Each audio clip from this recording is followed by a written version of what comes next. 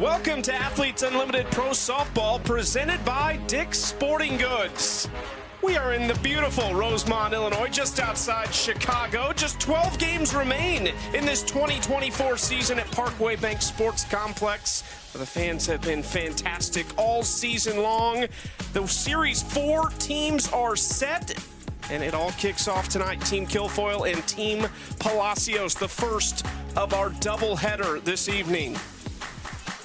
Well, 3 of the 4 captains this week also captained their teams. Last week, the newcomer is Megan Faramo, who rose 18 spots on the leaderboard to claim the 4th team. She captains her team for the 3rd time in her Athletes Unlimited career. First time this year. We'll have one more draft on Monday for those top 4 on the leaderboard. Inside the booth, alongside the former 2-time National Player of the Year, Danielle Laurie, I'm Chucky Kempf, and a lot to play for still. You can still rise on the leaderboard a lot, so even more pressure on these captains maybe. And I think you want to carry all the momentum that you have. And one, I think, is someone that stands out is Seychelle Palacios. She announced her retirement. She was 3-0 last weekend. It was awesome to see that. So you want to kind of carry that into week 4. You don't want to go downhill in that way. So I think it's important to really go out with a bang week 3 or 4 and 5, excuse me. Yeah, we'll see if Seychelle can stay in her groove as a captain. On the other side, she faces off with the rookie out of Oklahoma State in Lexi Kilfoyle, and this is the lineup that Lexi sends to the dish. 2 lefties at the top, Sydney McKinney, and then Skylar Wallace, who's looking to get her bat going again here in week 4. Well, and just a little first-round draft pick. Skylar Wallace was picked in the first round by Lexi Kilfoyle. Clearly someone that she wants and needs, but back-to-back speed with Sydney McKinney, Skylar Wallace. That's a tough duo that you got to face right out of the gate. We'll see what they can do against the veteran Alyssa Denham in year 4 out of Alvin, Texas. Played her college ball at Arizona. It's back-to-back second-place finishes for Denham, who has some work to do on the leaderboard, but you just never know with her. A 2.55 ERA this season and 24 innings pitched. She's still one of the best in the league. Well, and she's just always so calm, cool, and collected, and I just appreciate, and you know, maybe there's a little bit of jealousy in me. I want to be over 6 feet pitching. She just makes it look so smooth, not a max effort pitcher. She really utilizes her levers. She can get out there. It's not going to blow you away with speed. And I think the biggest difference this year is she's really gone to her off-speed pitches a lot more.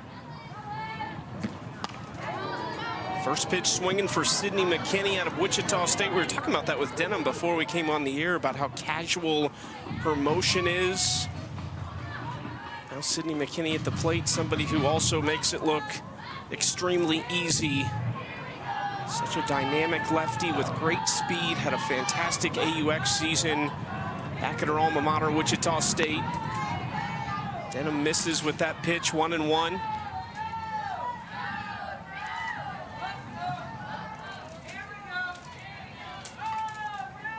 Week 4 of 5 in this Athletes Unlimited Championship season. The 5th ever year. Everything's going to change up a little bit next year. This will become the Champions Cup as they will launch the AUSL, a traditional format league. I think there's a lot of excitement around that. McKinney lays down a bunt. Sam Fisher on the move, not going to get Sid McKinney. It's a bunt single for her. Next up, a shortstop, number 71. Sydney McKinney is making this look so easy. You look at where Sam Fisher is. She's kind of caught on her heels. Obviously, she's in front of the base, but with that type of pressure and the speed down the line, she just deadens that. Base hit all day. Now here is Wallace, who we talked about, and swings at this first pitch deep to center field. Gone! Skylar Wallace sees one pitch and sends it over the wall. And that's why Lexi Kilfoyle said, yep, I'll take her with my first pick.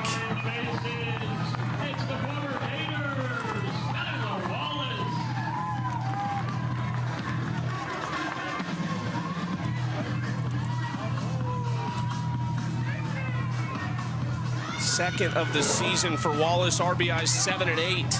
And swinging first pitch. This is an off speed. You can just tell with the body of Skylar Wallace, she's not fooled whatsoever.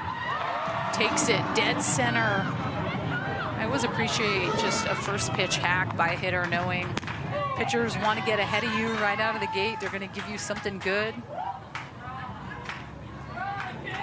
There were so many new faces this summer. That was one of the big storylines early, and pitchers really, I say dominated, but I think it was definitely a pitcher's league early in the season. But this is kind of where it gets really tough for these pitchers, right? I mean, they've seen you so much throughout this summer. Yeah, it comes down to the hitters finding ways to adjust, and I think that's what you definitely saw a little bit more of in week 3.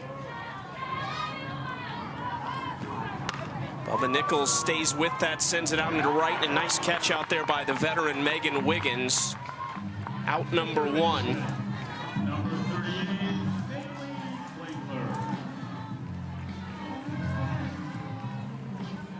Much needed out number 1 for Sachel Palacios and company. Sachel, the captain behind the plate here for Alyssa Denham, did not get to take her sister Charlize this week.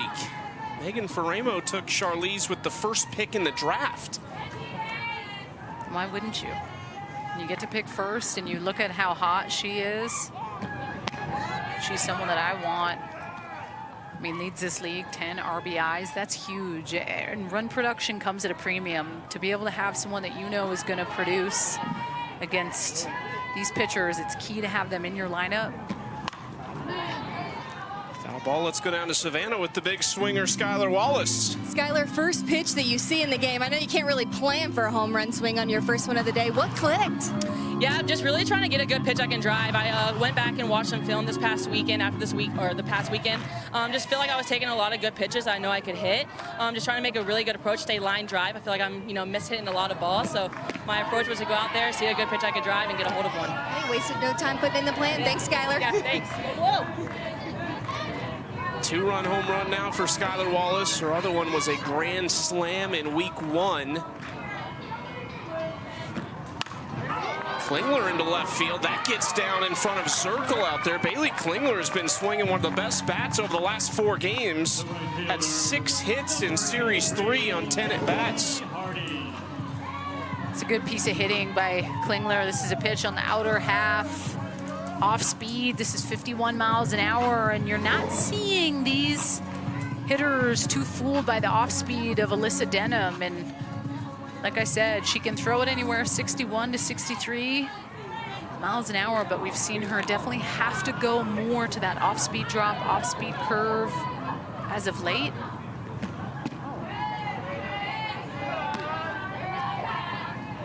Go from Bailey Klingler to Kaylee Harding, who's also starting to come around. She had a few hits in Series 3. One of those a home run, drove in 4 runs.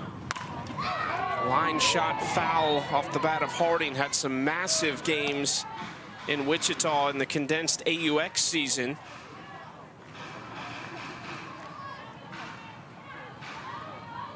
Lexi, go ahead. No, I was just going to say, like, even just looking at her week 1, only getting 100 points and 190 in week 2, absolutely thrived in week 3 with 420 points to just kind of catapult her up a little bit more. But more importantly, it just kind of goes to show every single weekend getting a little bit better, and week 3 starting to see it well. Sometimes with those rookies, it takes a little bit. You'll either have the rookies that can come in and do damage right away because they're fresh off that college season, or you'll have the rookies come in and have to adjust to the pro game and how it is different, and the pace of play is different, and there's not as much room for error.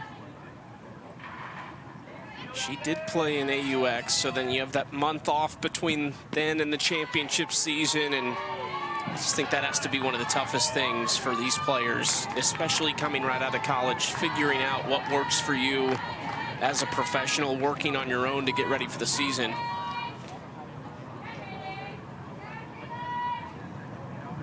3-2 from Denham outside. Harding walks. It's 10 points for her. How much did your prep change? Like when you got out of college at Washington and you got in the pros and you were with the national team outside of your college season, did it change year to year? Did you figure out different methods that worked? I found that when it was more I was harder on myself mentally at the professional level because I didn't perform as well as I did in college. So I would say the biggest difference, it was not in the routine of when I struggled of what I needed to do. I always knew what I needed to do, but it's more so the self-talk and how you can be so quick to count yourself out. In college, you're handed a lot of stuff on a platter. Hey, this is how we do things. This is the routine. And you have to figure that out for sure. But when you get to play pro, no one's holding your hand, taking you around to show you what to do. So you have to know that prior to getting in. But I wish I would have learned it sooner. It's just knowing like that it's not life or death, right? Like you can get that feeling all the time of when you don't perform well that, oh man, people are going to look at me different. And being able to deal with that. Jacobson popped up, taken care of by Urtez, 2 outs. Still be a fairly light damage inning here with just 2 runs if Denham can get out of it right now with Nadia Taylor at the plate.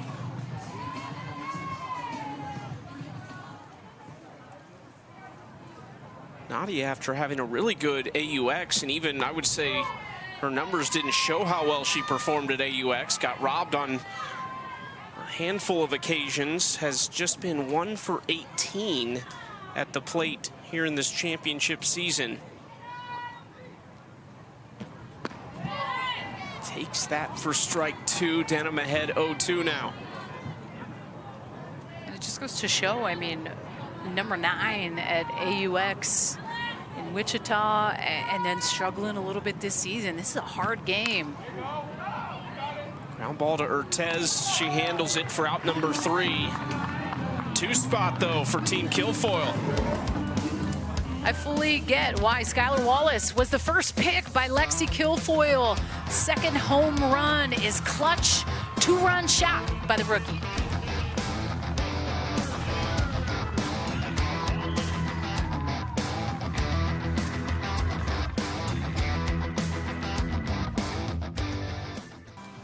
Two 2-0, great start for Team Kilfoyle thanks to Skylar Wallace, who is up to 4th place on the leaderboard with that home run. They are hoping to secure the first inning win points of Series 4 here in Rosemont. Hope Troutwine will try to take on this lineup by Team Palacios that looks like this. Again, some lefties at the top, Leach and Andrews, and Sachel slots herself into the 5 spot, 810 win points, tied for the most with Andrea Filler, who they are now broken up this weekend, not on the same team, so something's got to give there most likely as far as who is leading in the win point department. Sachel put together a really good squad again this week. Aubrey Leach leads off and fouls that pitch back from Hope Troutwine, who did not play in Series 3, but she gets her first start of the season right here. She's thrown just 2 innings, has given up 7 hits, has had some struggles, but it's a big chance for her in her first year with Athletes Unlimited out of Pflugerville, Texas. And this is when you have to rely on what you do when you struggle, right? Like she's had time throughout the weeks to kind of, hey, if you need to get in some good bullpens or whatever that routine may be, you can't be all wrapped up in not performing well in 2 innings, right? The ERA is high, but I never look at that when you've only thrown 2 innings. I got to count 10 or more innings before I'm looking at a pitcher and looking at the ERA and that being a factor. So it's being able to go back and go out and be a baller like you know how to do. I mean, finished up at Oklahoma, was a part of that national championship team. That's when you really got to pull from kind of those moments where you felt like you were able to rise to the occasion and shine and bring that into the professional game. Hope is a 3rd-year pro, first with Athletes Unlimited. She's an assistant coach alongside her teammate this week, Nadia Taylor at Houston. That ground ball to Wallace, and they say Skaggs at first did pull her foot. So Leach is on, and I think Skaggs was saying, no, I think they got the call right. You don't need to challenge it. This is just pressure. Foot does come off. Dang, that's unfortunate. It was a good pick by Skylar Wallace to be able to get that, but the foot just comes off. I like that Skaggs looked over at the dugout and was like, no, that's the correct call. Because she knew she didn't get her foot back on there, and they do rule it an error on Skylar Wallace, the shortstop. So a lot of speed at first base now for Aaliyah Andrews. Aaliyah hitting .333, Aubrey Leach hitting .379. This is a dynamic first two in the order. And it's not just this season. I mean, you go back the last couple of years, what these two have done at the plate has been tremendous. Well, it just goes to show that speed kills, right? It just gives that extra little bit of a competitive edge and puts so much pressure on the defense where they make mistakes, right? Like Skylar Wallace fields that ball cleanly, no doubt, but the throw's off, and that's because you're, hey, I got to make sure I get this off quick. Leach, a lot of speed, and sometimes that little mishap ends up being something big, right? And that's due to speed and how much of a factor that. Speaking of, that's a bunt single for Aaliyah Andrews.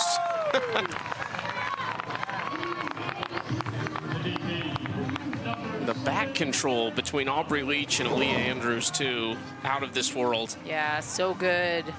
You're seeing third base just get exposed a little bit based on the speed, but it's hard, right, Chucky? Like, you can't go way too up because you know that they can hit it and slap it with power, too. So it's that fine line between where do I stand? We've seen a couple bunt base hits, the top and bottom here. Skaggs couldn't track that down in foul territory. This is Aaron Koffel at the plate, the rookie out of Kentucky. Hitting just .190 on the season, but a .433 on base percentage thanks to 4 walks and 5 hit by pitches. Has a couple home runs and has driven in 6. She sends that foul for strike 2.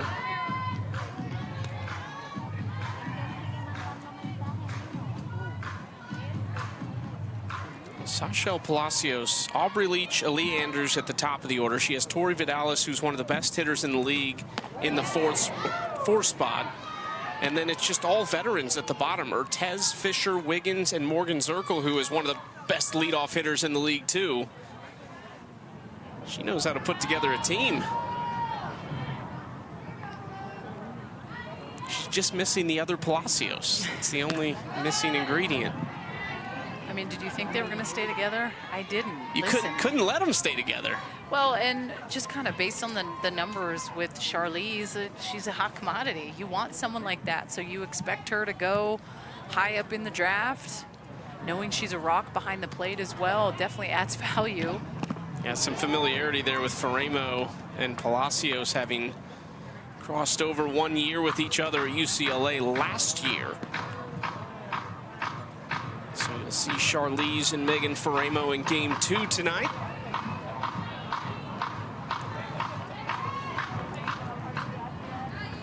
For some of these players who have announced their retirement, there's just some certainty with the way this league operates because you know what you're doing. You have 6 games left. You're going to play 3 this weekend. You're going to play 3 next weekend. And what you've done for the last 25 plus years of your life is going to come to an end.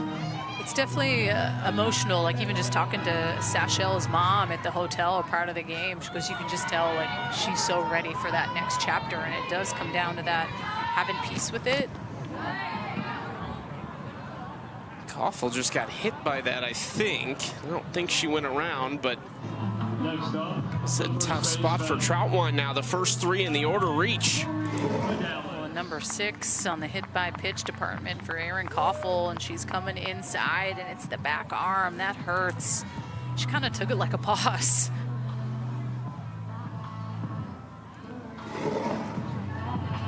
A lot more graceful than I would have been.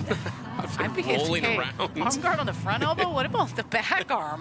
That's almost be Terminatored up. We're going to get there, trust me. It's on the way. We need more flair. Yeah. I may wear an oven mitt up there these days. You know, why not? Here's Tori Vidalis. Base is loaded. Pops up first pitch. This is a gift for Troutwine. Skaggs handles it for out number 1. 13, Well, Well, Palacios first, or not, excuse me, Vidalis first pitch swing, and man, it's down a bit, but this is middle, and you can tell the frustration on Tori Vidalis's face, especially with bases loaded, none out. Those are ones you wish you could get back.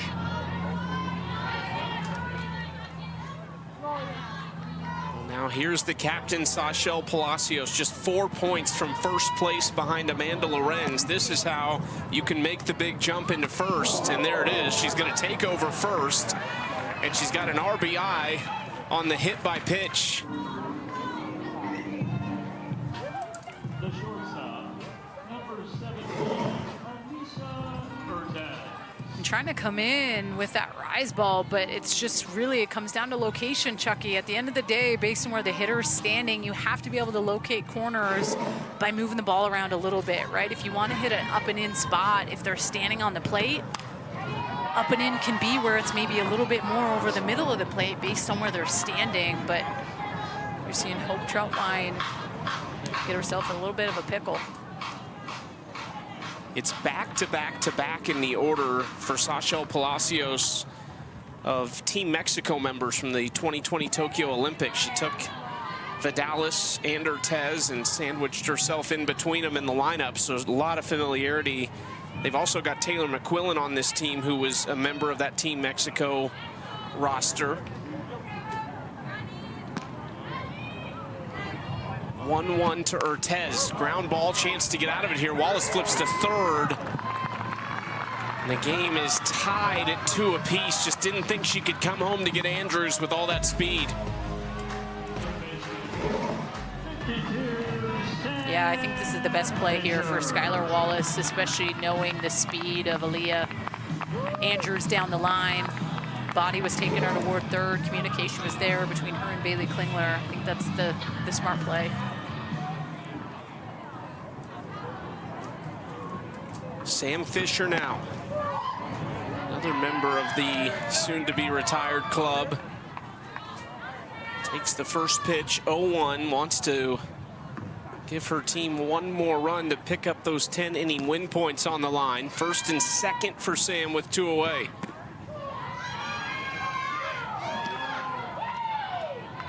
When you watch Hope Troutwine, and you and I had the conversation about Alyssa Denham, who's a little bit more of a finesse pitcher, but Hope Troutwine is like all body. Like, she's trying to throw hard, max effort type pitcher. It's just kind of cool to see the difference when it comes to someone that's over 6 feet tall, who can use their levers a little bit more. And Hope Troutwine is probably 5'7", 5'8", but just a little bit more of that max effort pitcher where you're seeing her have to really utilize her lower half to get out there, create power to help her throw hard.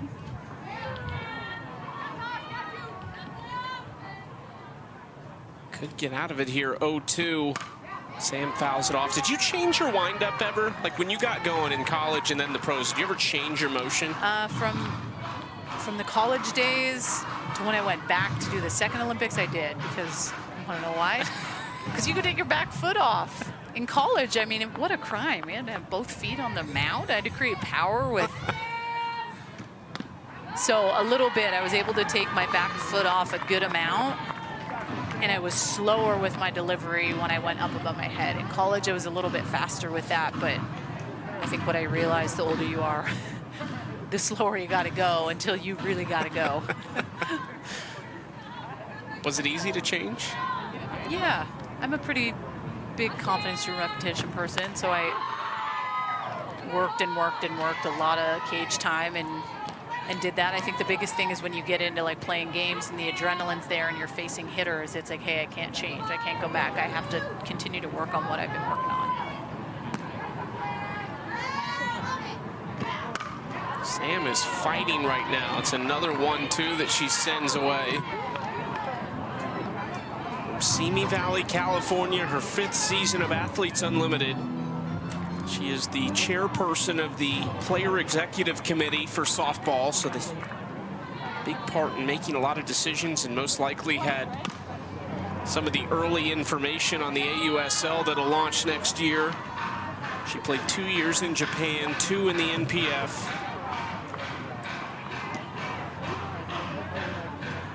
Is about to see pitch number 9 from Troutwine. Lexi Kilfoyle already loosening up in the bullpen for her team. Fisher deep to left center and carrying and gone. Sam's first of her final season. Absolutely crushed it. And Team Palacios up 5-2 after that 219-foot bomb. To me, it's all about the battle that leads up to this. And look at this pitch location. Wow, 70 miles an hour off the bat. This up pitch that she just gets all of it, takes it dead center. You could hear her yelling as she rounded the bases. That is to feel good. Knowing, like you made the comment, like every game, you know how many you have left to put that uniform on and do your routine and hang with your homies, and it is ending soon. So to get a big bop like that, man. Wiggins pops it up on the infield, and a pitch later, Troutwine is out of it, but Sam Fisher with that 3-run shot, and Team Palacios is up early. Well, this sealed the deal for those 10 inning points for Team Palacios. Sam Fisher, so good. Who doesn't love a grand salami?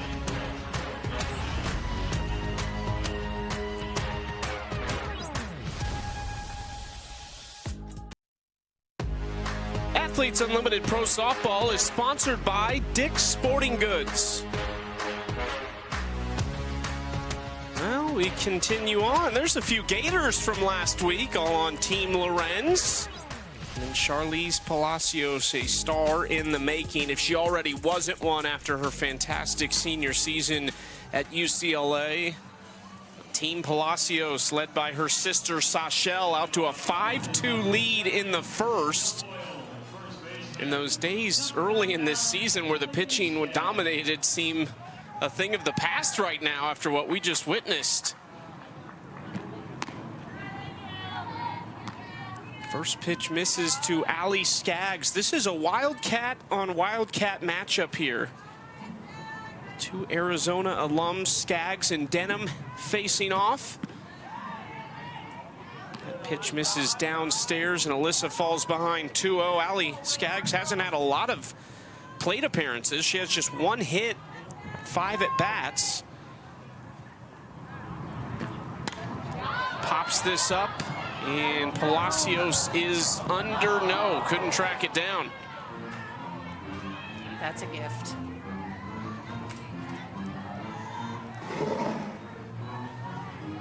When you hit a skyrocket up in foul territory and no one catches it, and there's part of me that thinks that Tori Vidalis just needs to call this right out of the gate, right? She doesn't have all that gear on, doesn't have the helmet. Yeah, she had to make a little bit of a trek, but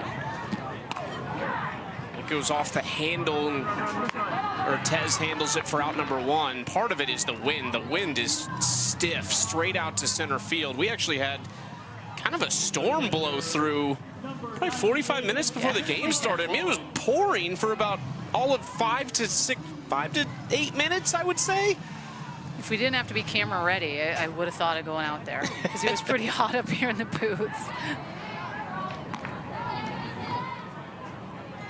First pitch swinging from Kayla Kowalik in the 9 spot, the catcher out of Kentucky, second-year pro, first with Athletes Unlimited. Debuted in Wichita at AUX and watches that outside for ball 1. Denham has retired 3 straight, stranded a pair on the bases in the first inning. Looking for a much cleaner second. That runs too far outside, ball 2.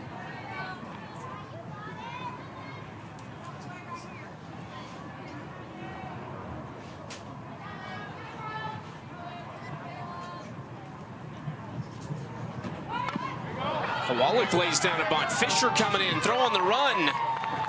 Wasn't going to get Kowalik anyway. It's a bunt single for her, the third of this game. Let's go down to Savannah with more on Team Palacios. Well, we're working a little bit of a condensed week. We had to make up games into Monday from being in Greenville and those games getting rained out. So there weren't as many days of practice coming into week 4. And I was talking to some of Team Palacios about how does that affect your week? Does it change anything? And they said, you know, when it comes to reps, that's really not what it's about. It's not what you have to make up right now. For them, it is coming together as a team. You don't have as much time to create chemistry, get to know one another on a teammate level, who you're going to be playing next to in the field, who's beside you in the order. So for them, that was the time they spent off the field. They all got together and went to a coffee shop. If you're from the Chicago area, you might know Percolator. Our fans love that. That's where they all went together. And they said for them to kind of recreate the success that Sachelle found last week in her team, it's about people who buy into just having fun and enjoying this. Forget the leaderboard, forget the points for a minute. Just lock in for these 3 games together. Let's have a good time, and good things tend to happen. Well, did last week when Sachelle was the captain. 3-0 is what she led her team to, but just 3 teammates are the same. It's the lowest number out of the 3 captains that returned this week. Sachelle has the lowest retention rate of her roster. Just 3 teammates, Leach, Cagle, and Fisher, are back with Sachelle this week. Well, and I think that's why it was so important that they did get that time and do those little things. And if that was a big deal for them last week, the coffee shop and getting to know each other, it's a key thing that you have to be able to do this week. And that really is, at times, the obstacle, right? Like when you are drafting a new team, how quick can you guys gel and get to know each other? Yeah, these women all know each other, but as far as playing on the same team and that dynamic and the communication on the field and eye contact, all the things, you can't fake that. That's not something that you can. So the sooner you get everyone on the same page, the better. Ground ball Denham. She's going to go to first with this. 2 outs. You a big coffee shop person? Yeah, I like trying new spots. Do you have a go-to? I mean, I hate to say it, but Starbucks sushi in Seattle, that's people don't love that I say that. But I will say, everywhere in Seattle has like the little random barista spots, like where you can drive off and it's this teeny tiny little shack. They're all awesome. So like I'll try random ones when I'm driving, like, oh, let's try that spot out. And I can appreciate trying something new too. Okay. What about you? Our favorite one in Kansas City actually shut down. Oh, it's called Vested, and we loved it, but it's shut down on us, so I don't know. Have you ever had Dutch Bros? Yeah, we've got a couple of those now in KC. Okay, I love a good Dutch Bros. We're getting with the times. It's about time. There's Skylar Wallace, the 2-run home run, her first time up against Denham. Came off the first pitch that she saw from Alyssa. I loved hearing what Skylar Wallace said as far as like, hey, I went back and watched film. I'm taking a lot of pitches that I know that I should and need to be crushing. So that adjustment in itself of just hearing the pros going back, for someone that's a rookie too, fresh out of college, you know how much college film they watch and the importance of that. So carrying that over here into this, watching her at bats. Ground ball left side, gonna be tough to get her. Quick throw by Ortez though, in plenty of time. Well, Denham allows the bunt single, but that's it. Takes care of business in the second.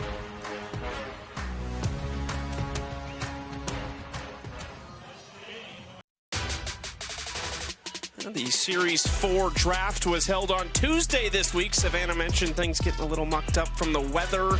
There's Emily Carasoni with Amanda Lorenz. These are their facilitators sitting next to them. Bailey Lang was with Sachelle Palacios. Caroline Hardy was with Lexi Kilfoyle. And Courtney Ogle with Megan Faramo. Love the strategy that goes into this. And we talked this week about Charlize Palacios. She went first, the first non-pitcher to be selected first overall this season. Kilfoyle went first in week 1, and then Megan Faramo the last 2 weeks was the first-round pick. Biggest riser was Peyton St. George, going 10th this week as opposed to 43rd in week 3. Who is your top pick as a pitcher yourself? Oh, wow. Are you going pitcher to complement yourself? Do you want your favorite catcher, or do you want the best bat you can find? I'm going to go with a good, solid catcher, someone that I feel very confident with. Charlize would have been high on that list. Taylor Edwards would have been high on that list.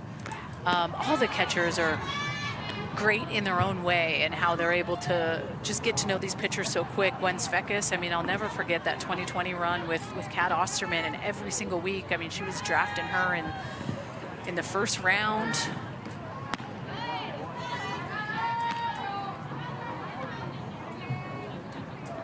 And then I'm going to go like a boomer who's going to be able to step up big for me. You also want someone to play middle infield really well. This is into left field and being pushed a little bit, but Jacobson handles it. One out as they get circle. I feel like I would have been rattled as a captain now that I'm sitting up here talking about it.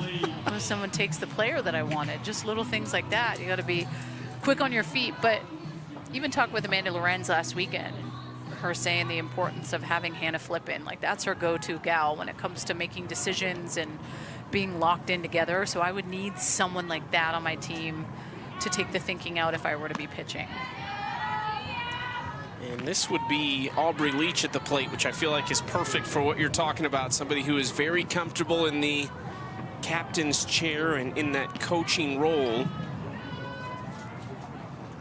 Down 0-1 to Troutwine, who's looking for a much cleaner inning, similar to Alyssa Denham. I feel like you have to rank the players in like I feel like you need your overall rankings for yourself that you put together. 1 through 56 would be available, and then like by position too, just so you know if, hey, I need a second baseman who's my top ranked that's still available. Like, that's, yeah. This is where I feel like my fantasy sports background would be helpful in this.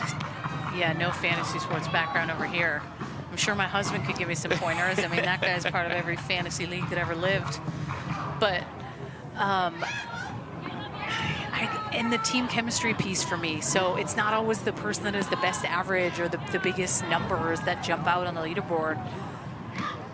To me, it's that person, like, I think about like Piper, Lily Piper, and how much she was just able to bring that energy when she's played with this league in the past, and always dancing, always getting her teammates up and going. I think that also adds value to sometimes how the days can be long and you're grinding and you're struggling. Who's going to pick me up? And you need to be able to have those types of players as well.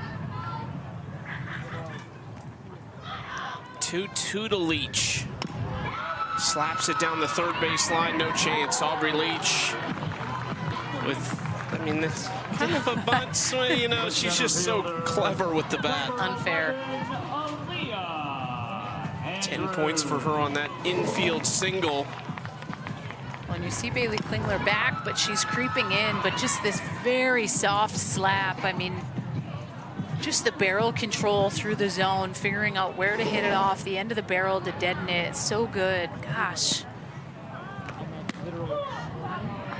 We've talked to third baseman in-game, mic'd up, about Aubrey Leach, and they just talk about how many different things she can do. They're like, she'll slap, she'll show bunt, she can swing away, and she's just always kind of eyeing the left side of the infield.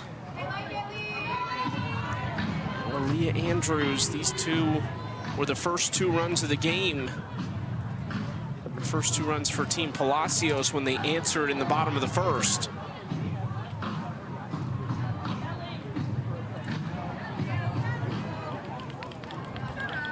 Both in their 4th season as pros. They've both played for Team USA at some point. And Andrews through the 5-6 hole. Back-to-back base hits for Leach and Andrews. Designated player number 7, Erin Cobble. The top of the order showing up yet again. Look at that pitch. It's not a bad spot by Hope Troutwine. You just need to tip your cap. It's right through the 5-6 hole. 65 miles an hour. She's able to just be calm and cool through the zone. Just punches it to the left side. You're getting into the danger zone here. Obviously, every inning there's points on the line, but already down 3. Alyssa Denham started to get into a little bit more of a groove there in the 2nd inning. And Team Palacios has some good options in the bullpen, too, with Mariah Masson, Valerie Cagle, and Taylor McQuillan. So if they want to make this a bullpen game and piece this together, they probably could really keep Team Kilfoyle off balance offensively. Erin Koffel takes strike one. I'm actually a little surprised that Lexi Kilfoyle didn't start herself. Like, I want to win. And I want to give myself the best chance to win because I'm the captain and I've earned that right. And you can move up the leaderboard a bit by winning innings and winning the game, no doubt. But as a pitcher, for every out recorded, you're getting +4 points. And I was just a little shocked that I didn't see her name penciling herself in. I was kind of interested how she would try to manage this, maybe hopefully get a couple innings out of Troutwine and then come in out of the bullpen, but she has been so effective. She's 4-2 with a sub-2 ERA. She's in 3rd place right now on the leaderboard. You see Sachelle Palacios has put herself in 1st. And we've seen Lexi throw complete games. That's been a tough task for a lot of pitchers in this league because the hitters are so dynamic and they adjust so quickly. So she already has that piece going for herself, knowing that there's a good chance if she throws well, she can throw 7 innings. Right side taken care of over at first by Skaggs, 2 outs. First baseman, number 29. The AU Pro Sports Shop is now on Instagram. It's the best way to stay up to date on new arrivals, limited edition items, and our exclusive merch offerings. Head to @AU Pro Shop to follow and connect. 2nd and 3rd now. Tough part for Troutwine was all those runs in the first. The 5 runs that she's given up were all unearned because Leach reached on an error, but she puts up a 0 here in the 2nd. We've got our first rollover inning win points of the night.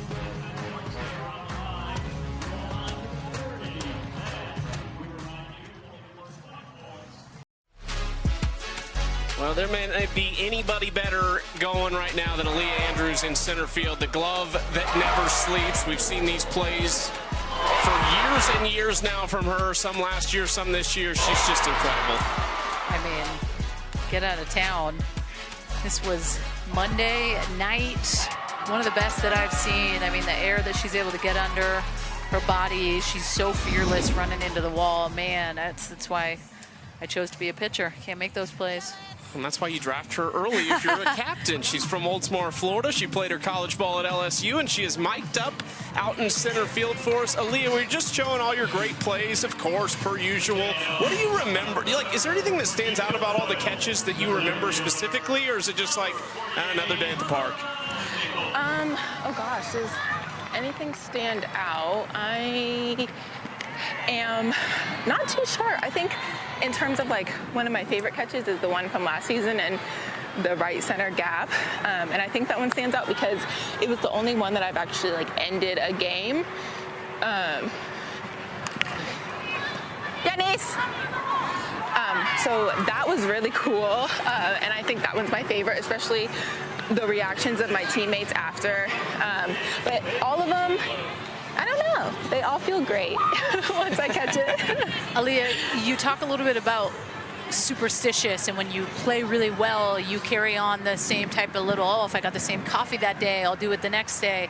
After your catch Monday night, was there anything you brought into this series? You did the same thing today that you did on Monday? No, I actually don't think I did anything. All right. Oh, wait. Monday,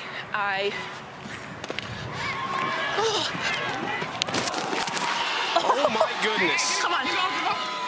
Oh my goodness. Come on, Aaliyah. What? Oh my goodness. I think I caught it. You caught it. Yeah. Did you hear a signal? That's what I was saying. Come on. Yeah. I don't know.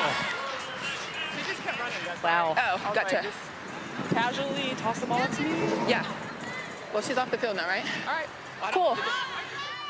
Yeah. I don't think it hit Yeah, the ground. I don't. I think it bounced off her body and it went back into her glove. Wow. That's unreal. We saw the replay, Aaliyah. I think you caught it. It never hit the ground. That's unreal. It looked like it bounced, like when you laid out and it was in your mitt, it bounced off your shoulder and went right back into your glove. I thought so too, guys. So I'm That's glad they didn't review it though. But it didn't touch the ground. Based on the replays that we saw, there was no, it didn't touch the turf at all. Wow, I still can't believe we saw that. Oh my goodness, I'm so happy I was mic'd up for that. How fun. Oh my goodness, that is... Oh my, we're watching it again here.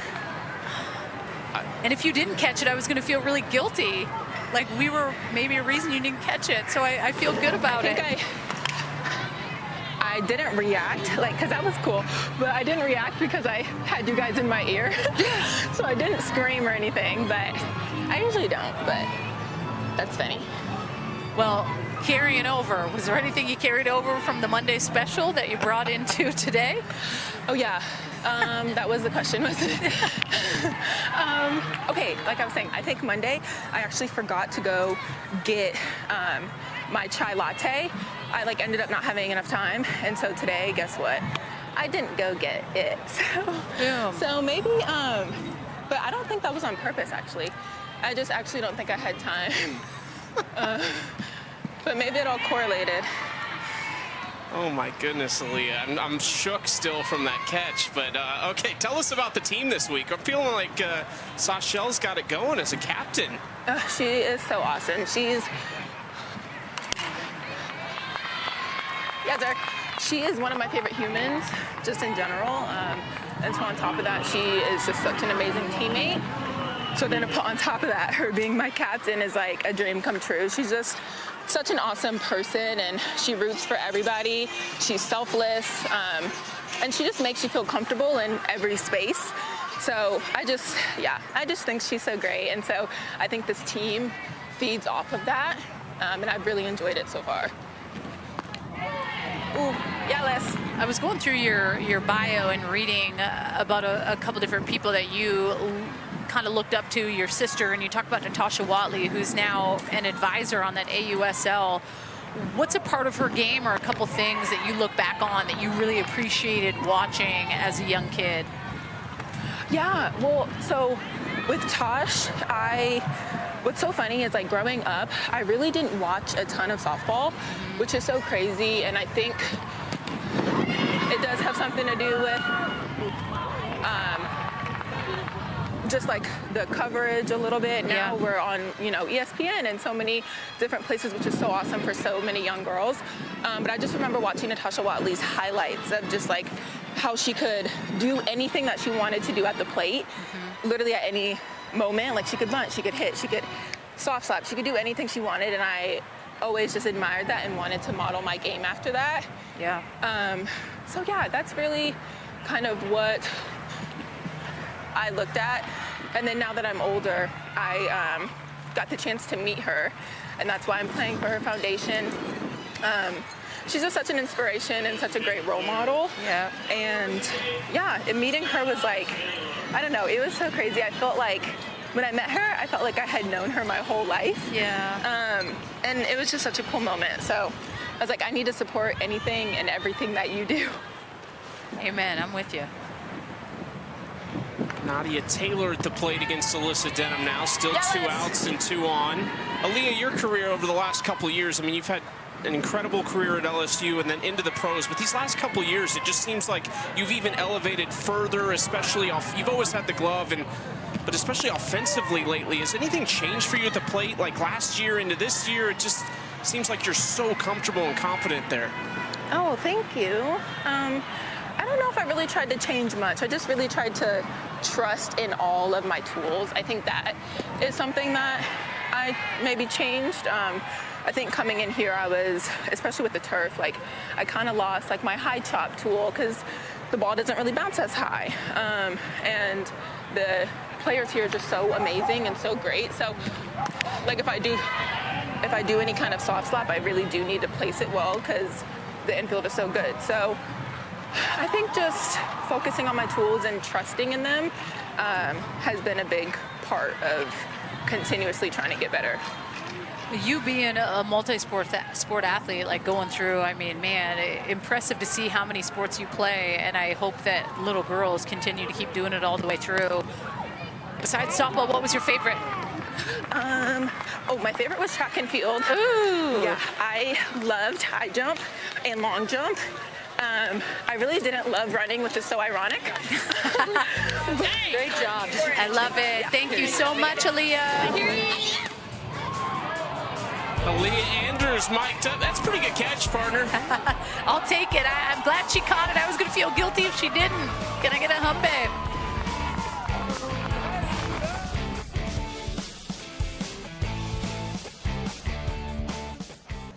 It is 5-2 going to the bottom of the third. Team Palacios leading Team Kilfoyle here in Rosemont, Illinois. Be sure to follow AU Pro Softball on your favorite social media platforms to stay up to date with all the great content featuring your favorite players, including highlights, mic'd ups, the hot seat, behind the scenes action, and more. Search at AU Pro Sports today. Well, we went back in the break and we looked even closer at Aaliyah Andrews' catch, and I think we're still thinking she caught it. She caught it. She did. It bounced off her body and went right back into her glove. Palacios swinging early into left field, and that's caught out there by Morgan Zirkle. So a quick out here in the bottom of the third.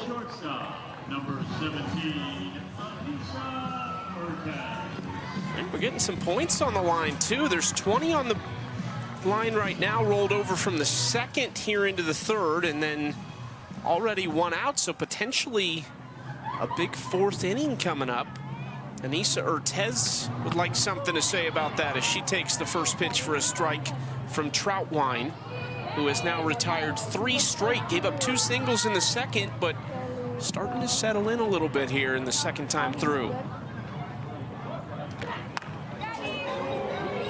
You have to think, too, I mean, with only having 2 innings pitched so far in this championship season, there's a lot riding in that first inning, and you're definitely a little bit nervous. You're dealing with the emotions of all of that, and has been able to settle in what seems ever since that. So it's just kind of getting your feet wet a little bit more, getting some more pitches thrown in a game setting.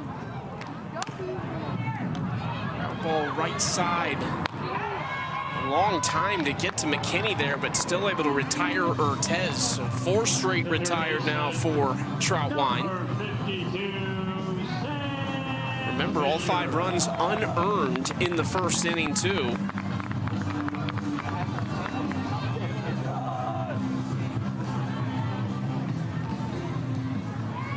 Sam Fisher, a 3-run home run her last trip to the plate. The difference in the game so far. Talking about Troutwine earlier, the velocity, but she is bringing it right now.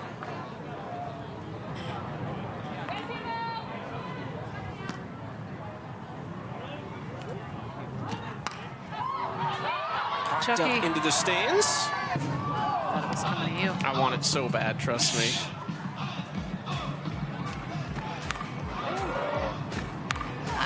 A little 3-run shot. I said grand salami as we exited the inning, but still a 3-run shot. I'm sure she'll take that. You're just fired up. I was fired up, and it was an inning where a lot of stuff was happening. I figured, why not spruce it up? It's a retirement year. Let's just throw a salami out there.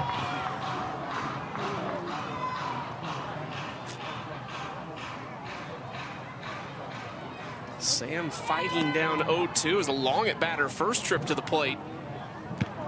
She fought off a ton of pitches. This time, Troutwine wins the battle in a very nice 1-2-3 inning for Hope Troutwine, who has retired 5 straight.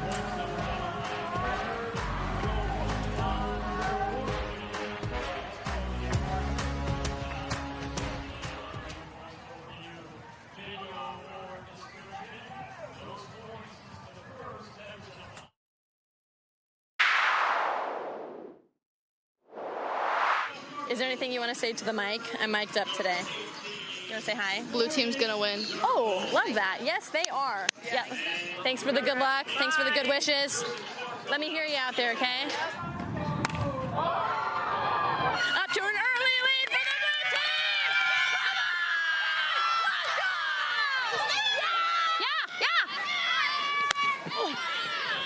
Yeah, Sid, me and you. I'm deep, so I've got you here.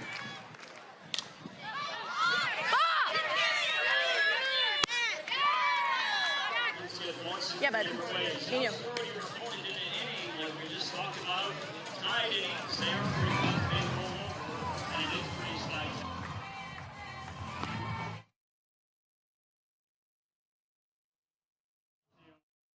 Number 82.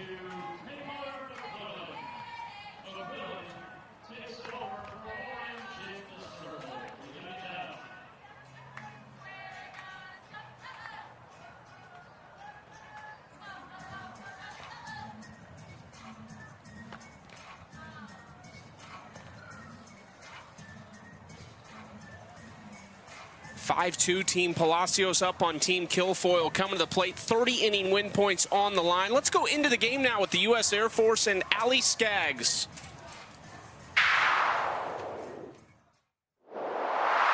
Is there anything you want to say to the mic? I'm mic'd up today. You want to say hi? Blue team's gonna win. Oh, love that. Yes, they are. Yeah. Thanks for the good luck. Thanks for the good wishes. Let me hear you out there, okay? Up to an early lead for the blue team!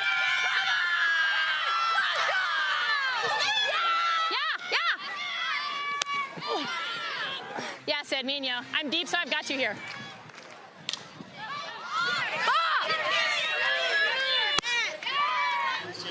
Yeah, bud. Me and you. It's Allie Skaggs, the rookie out of Arizona. She's over at first base, which if you've watched college softball and followed the Pac-12 in recent years, you would be used to seeing her at second base. She's the Rawlings Gold Glove winner and the Pac-12 Defensive Player of the Year in 2023. Didn't commit an error at second base. Had just 3 this year. She is mic'd up today, getting a nice opportunity in the 8th spot for Team Kilfoyle. 1-0 pitch to Skaggs, slowly hit right side. Vidalis takes care of it, 1 out, and she is helping out the new pitcher, Taylor McQuillan, who has entered here in the top of the 4th. McQuillan 3-3 on the season with a 3.25 ERA and one of the workhorses in this Athletes Unlimited roster. 23 innings pitched, has struck out 19. Yeah, she's got a lot of innings thrown so far on the year, and she's been throwing her best, in my opinion, this year. She's just been so impressive and has commanded the zone well. And I think when she's able to spot her pitches on the corners with that back door and that curveball, she's so effective. The lone lefty in this league. So you want to use something like that to your advantage. You're not getting to see a whole lot of lefty curveballs if you are a left-handed hitter. So if I'm someone like Taylor McQuillan, I got to make sure that is my go-to strike-throwing pitch. It's back-to-back buzzers on the outside half. Pretty. Taylor McQuillan finished playing in Japan in November. She started training with a new trainer, lost about 35 pounds. She's had a great season going back to Wichita earlier in the summer. Never gonna last too long on draft day, so if you want Taylor, you better be ready to pull the trigger quickly. Kowalik. Still 2-2. Taylor had a bunt single. We were talking to Aaliyah Andrews, who said she models her game after Natasha Watley. Kowalik was one who mentioned Natasha Watley as well. Outside ball 3. I think it was smart for Seychelle Palacios to pull the trigger on someone like Taylor McQuillan with their history that they have with the Mexican national team. I mean, the battery mate that they have in one another, I think, so key. Up the middle, base hit for Kowalik. She's 2 for 2 today. The second baseman, number 26.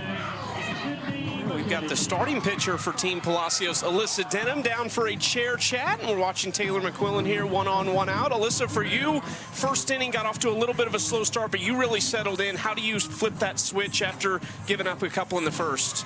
Well, the first inning, there's just so much game left to be played, and so you just got to battle and get your timing, figure it out, and you got to keep competing. I feel like you and Taylor McQuillan feed really well off of one another.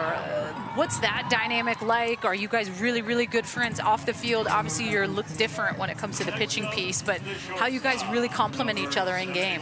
I think it's really cool because we know each other like the back of our hands. We've been the 1-2 since Arizona, and so it's just been fun to get back to that. But we are good friends off the field, and we're constantly talking. We're constantly bouncing ideas back and forth, and she brings such more energy than I do. I'm more calm, cool, collected, and she shows a lot of passion. So it's a really nice balance between the two of us. It's dog days of summer at the park today. Will we see your dog here or not? Maybe in game 2. She's a 6-month-old Aussie Doodle and a little hyper. We're working on that, and so she might make an appearance in game 2. We are looking forward to that, Alyssa. Thanks for joining us. Thank y'all. Alyssa Denham's dog is like the star of the show at the hotel. I'm always like, please let me run into the dog. I have not got to meet the dog, but I've heard, but I would love to meet this Aussie Doodle everyone's talking about. Wallace this time just well placed into center. Heads up base running from McKinney up to third. So Skylar Wallace keeps it going here in the 4th. A 2-out base hit.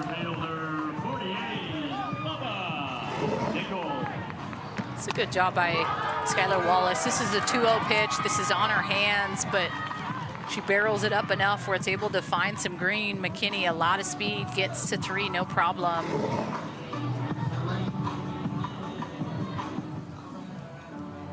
Quick conversation here. Mentioned all those Team Mexico members, all 4 of them now on the field. Ortez, McQuillan, Vidalis, and Palacios on the infield for Team Palacios.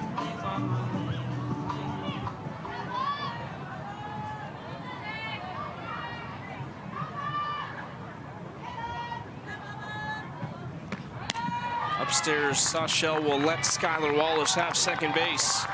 Well, it seems like a big inning here just based on these rollover inning points. I mean, this inning is worth 30 points. So when you think about that, that's huge, right? Like, yeah, you want to perform well and have those stat points, but when it comes down to the nitty-gritty, being able to win those games, get 50 points, as well as be able to win innings is key.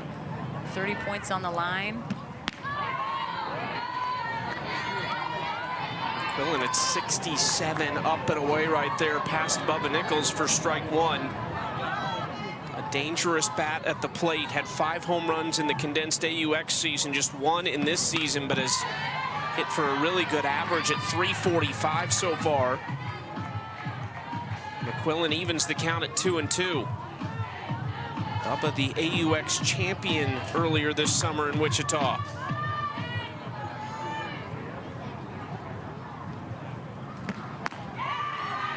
Just pinpoint spots, right? Like understanding that Bubba Nichols is who she is. She rises to the occasion in big moments. So you want to spread the zone, but you don't want to spread it too much to where it's a gimme pitch and she's not even gonna have any body movement towards it. The right field tailing foul, long run. Wiggins couldn't get to it. Gosh, good try.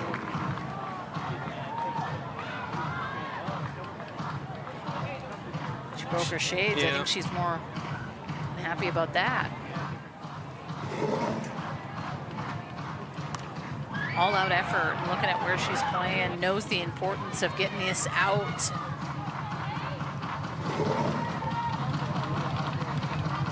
Year 14 for Megan Wiggins.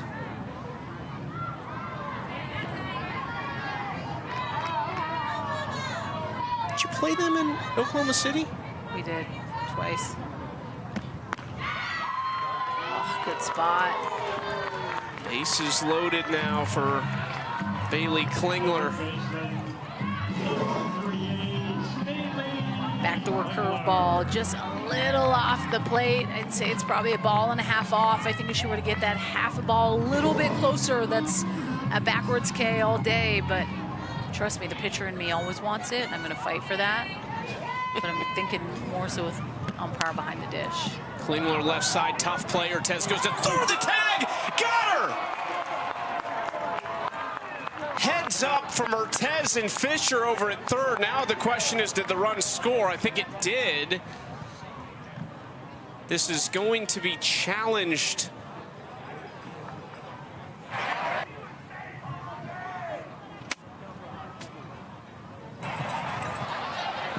Blue is challenging the previous call at third base. The call on the field was out. Naomi Erdahl, Cameron Ellison, and Don Brown are umpires this evening.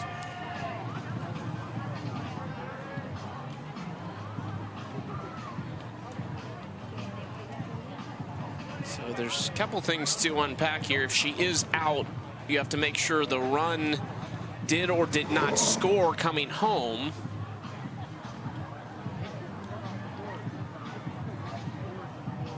Wow. I don't think she scored, did she? No. If that is an out, that is. If that's an out, you're right. She's coming home. Obviously not sliding. There's not a play at home. She knows that that was deep in the hole. Man. After review, the ruling on the field is upheld. We have an out at third base. Oh. So they're going to have to take that run off. They're going to have to take the run off the board. Yeah, they just put the run back on the board, which is interesting. So we'll sort this out. And I think that Aubrey Leach and Team Palacios are asking about this. We'll have a firm answer for you on the other side.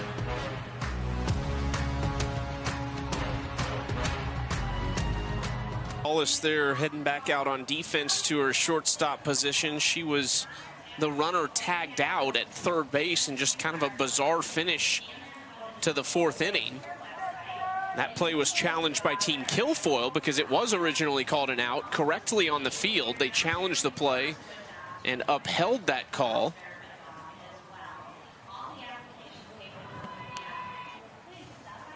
Well, I'm glad that the run didn't go up on the board, because when we watched that replay of it, the run did not score, and we saw the run go on the scoreboard, and you and I were bantering back and forth during the commercial break on what's going to happen. Just heads up. I mean, and can we talk about Anissa Ortez, like being able to get to this ball, know to make that play at third. Sam Fisher's not at the base, but she's in a position to be able to make that tag. And it just goes to show how quick the game can go. Okay, so we're all settled here. There is no run up on the board. It's 5-2. There's 30 inning win points on the line here in the bottom of the fourth. 8-9-1 coming up. 7 of the first 11 base runners reached against Hope Troutwine, but she's retired 5 since. Let's go down to Savannah. Yeah, I had to talk to the resident rule book on any team, and that's Aubrey Leach. She knows what's going on the field at any time, and that's why you saw her go out and kind of be the one to talk to the umpire. She often takes on that role on her teams just because she's so sharp when it comes to the rules, how plays come out. So I asked her, can you tell me a little bit about that conversation? She said, yep, we were challenging the out. Because it was a tag, it came down to that timing between, did that runner touch home before we laid on the tag? And she said the umpire confirmed, no, they didn't touch home before the runner was tagged out there at third. So that's why that run's not going to score, and they were looking out for that too on the orange team to make sure that run did not go on the board because the innings are at play. Amen. Good job. Thank you for confirming. Ooh, line shot by Zirkle up the middle. 1 out base hit after Wiggins was retired. So Zirkle puts herself on as the top of the order gets set to come to the plate. I told you tonight we were talking about draft strategy, and I said, hey, Aubrey Leach, I'm taking her right out of the gates because she's so good at that part of things. And I think this is going to be a change. Lexi Kilfoyle will make her week 4 debut. The captain will enter here with a lot on the line and her team trailing by 3.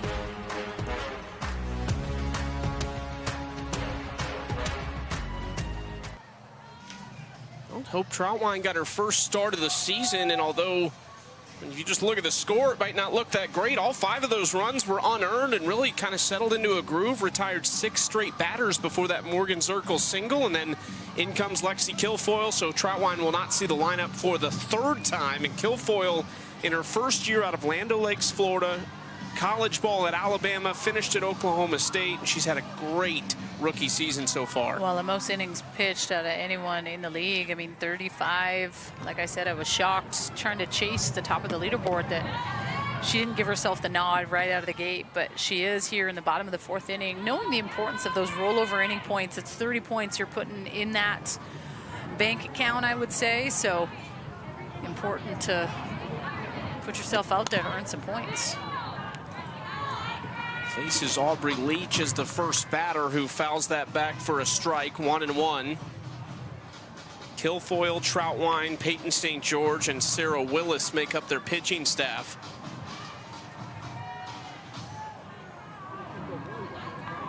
See what Lexi decides to do the rest of the weekend. Still 2 more games to play. Seems like so often for that ace on a staff, or the captain, which so often is that top pitcher on the staff, it's usually a Friday, Sunday start, just like you'd see in the college game. Yeah. With maybe even a little bit of an appearance on Saturday, an inning or two, closing out a game. Leach swings through it, strike 3, and that's out number 2.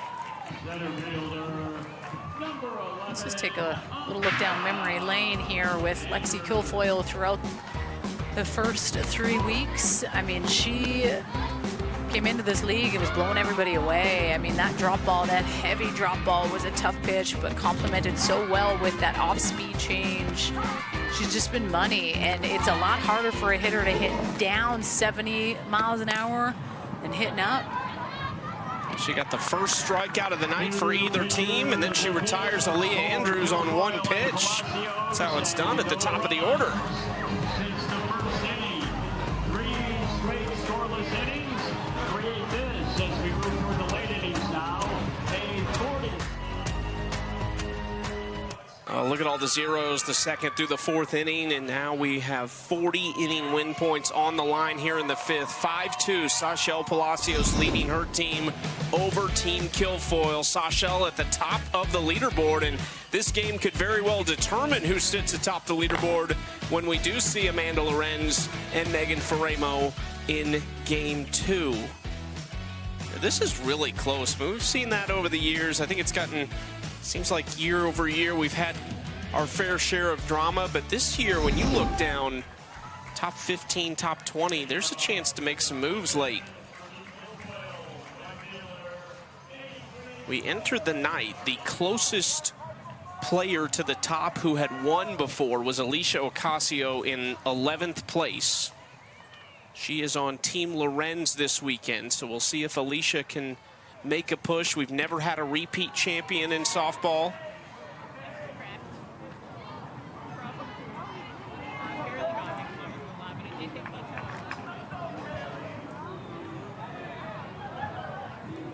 One 1-0 to Kaylee Harding. Nice off speed, but misses outside ball 2.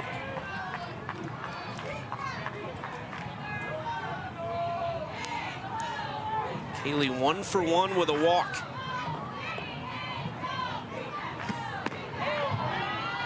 Pitch.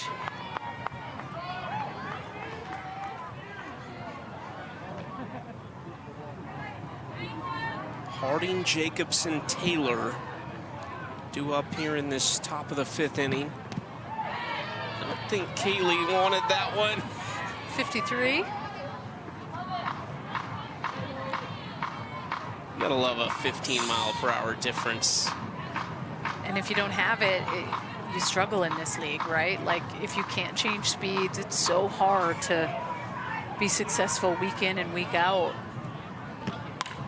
And when I really think of some of these top dog pitchers, it comes down to the changeup being the difference maker. You think about that with Taylor McQuillan. Alyssa Denham has that good off speed. She throws a couple different ones. Megan Faremo has really worked on that. Lexi Kilfoyle, but I will say last weekend she gave up 2 home runs off that pitch.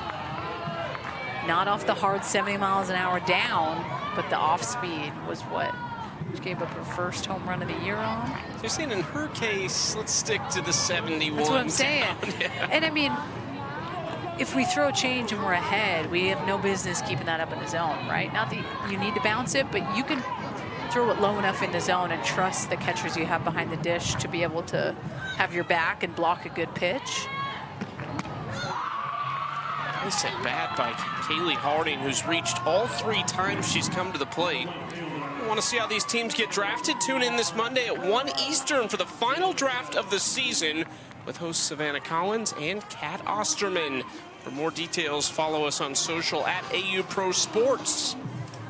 It was a fun day for us, too, figuring out who's going to be where, all the great connections in this league. We get to start connecting those dots.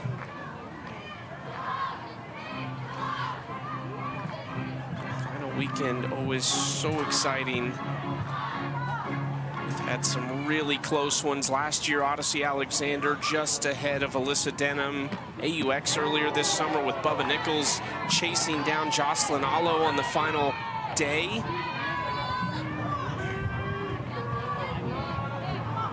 You logged some good miles in Wichita. Oof, driving distance. Yeah, I know. And I heard it was hot.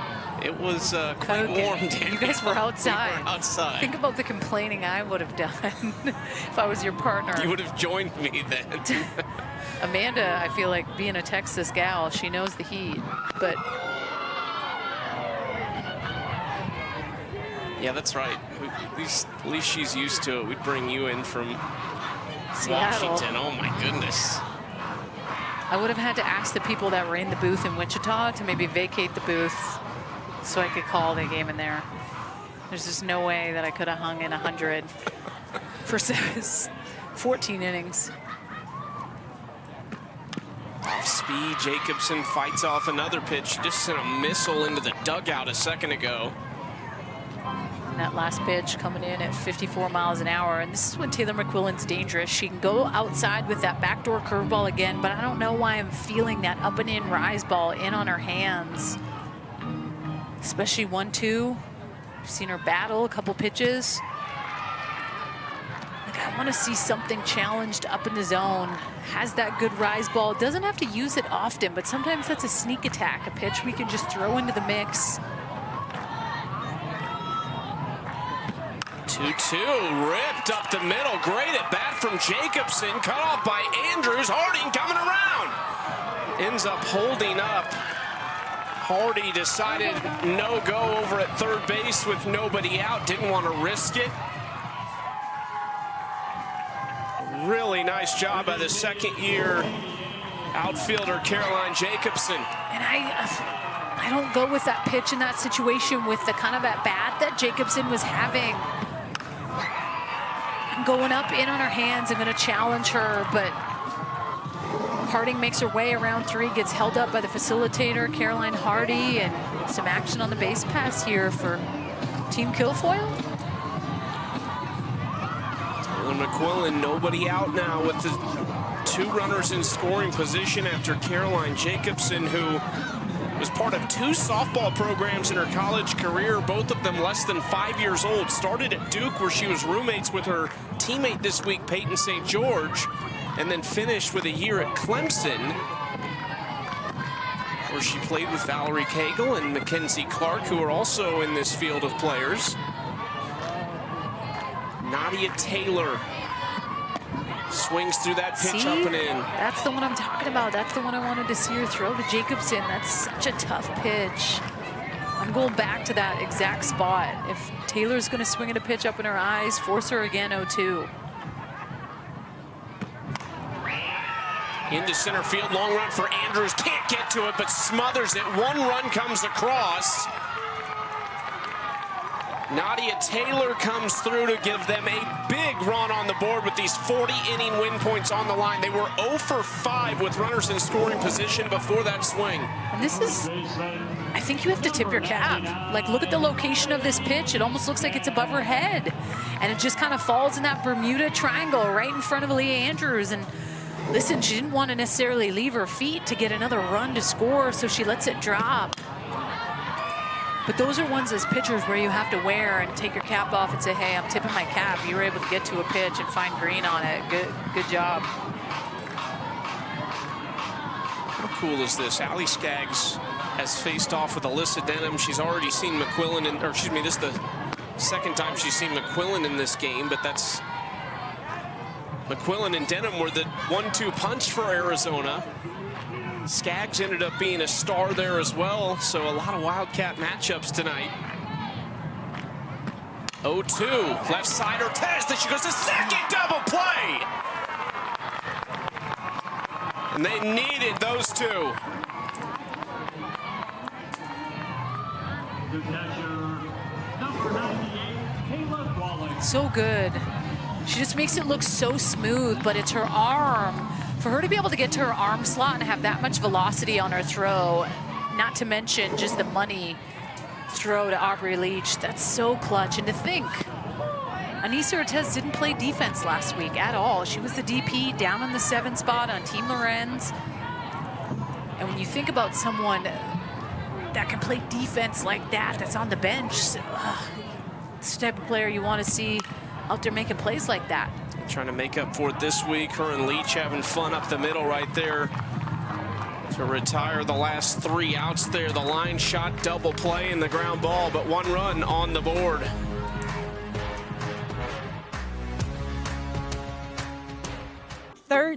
Run game.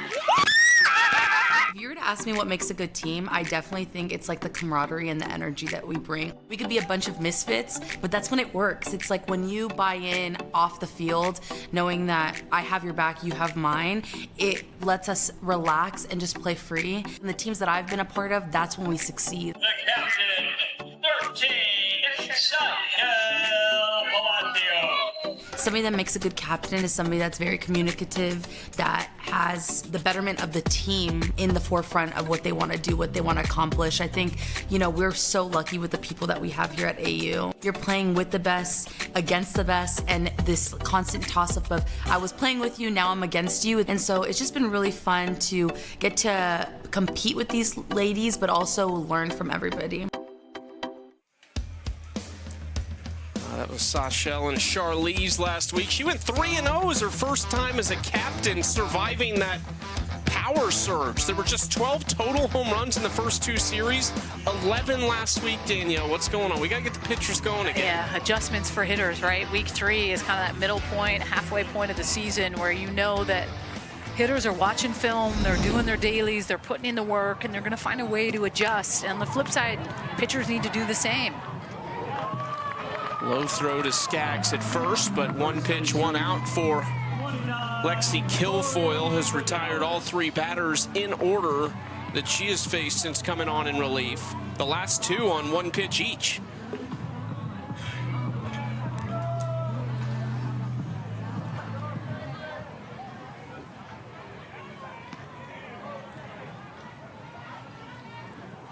Tori Vidalis takes the first pitch for a ball down low. You go and strike out the side, like on any number of pitches. I'm not saying immaculate inning, but are you going strike out the side, or are you taking a 3-pitch inning? 3-pitch inning all day. Okay. Come on, I'm 37. I got no business. Are you saying that when you're 19, though, as a sophomore at Washington, or are you taking the strikeouts? No, I'm still. Do you know the amount of innings we had to throw back in the day?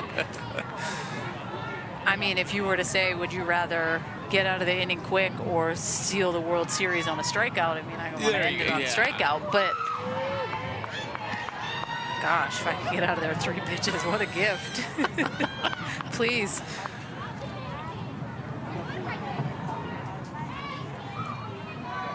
Team Kilfoyle has retired 9 of the last 10 batters, trying to make it 10 of 11. What a stab! McKinney! Tremendous play by Sid McKinney at second base. We have just been so fortunate with some legit wet gems. Sydney McKinney laying it all out. I thought this is a base hit through the 3-4 hole all day, but McKinney says, not up in here. And you have to be on your toes constantly playing infield, knowing that Lexi Kilfoyle is playing. She rolls a ton of ground balls, high percentage of drop balls thrown, nonstop with her. You love and have to want the ball on defense. Really good summer for Sydney McKinney. She made some really nice plays in Wichita as well. That is fouled on top of the dugout for Palacios, trying to keep it going. And knowing there's a lot of points on the line here, this is 40 points if Team Palacios is not able to score 1 run.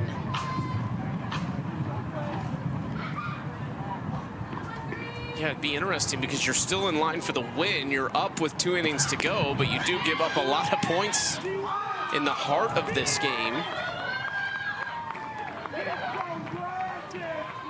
The funny part about it is, and this is where it can get really interesting in these innings is that you could split the points. You could lose the game and pick up the same number of win points. You could win 6 innings, but give up a big inning as this one gets by Klingler into left field, so Palacios keeps it going.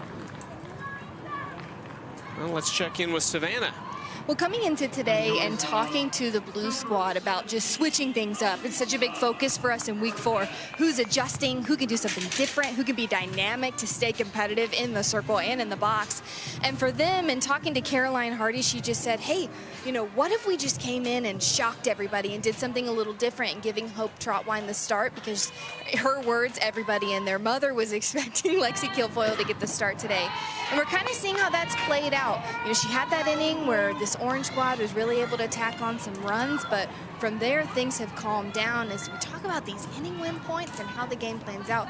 Danielle, I'm curious, as you see these 2 pitchers go back to back, do you look at that strategy and think, okay, maybe this is working, or, you know, maybe not? Maybe we should have seen Lexi right off the bat, because their thinking was, is if we're competitive in a game and we have Lexi coming in relief and can shut everybody down, what a way to build momentum on defense and translate it to offense. Yeah, I love it, Savannah. I think my only rebuttal, I don't want to go down 5 in the first inning. That hurts a team, right? And not saying that they put Hope Trotwine out there expecting her to put up a 5 spot, but that would be my only thing is if you fall behind quickly, it's a tough task because you're constantly playing catch up. So I would have started Lexi Kilfoyle from the jump.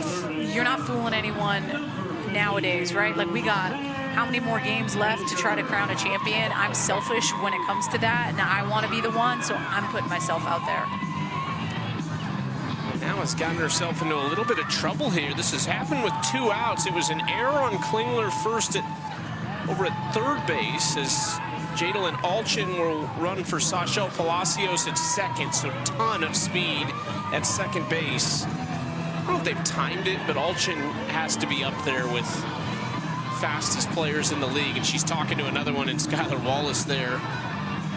You know, between the 2 of them, who do you got? I don't know. I've seen Jadalyn open it up and around the bases, but Skylar had how many stolen bases 2 years ago when she was the player of the year? Hard to say. It's a good relay team, though. Fresh off the Olympics, that's a good 4x100. Sam Fisher takes that pitch for ball 1. And these are the types of ABs that you appreciate. Someone like Sam Fisher had that 3-run shot, her previous at-bat, needs to score that run from second base to keep it going. Knowing those inning points are on the line, 40 to be exact. Not a bad count to be hitting from.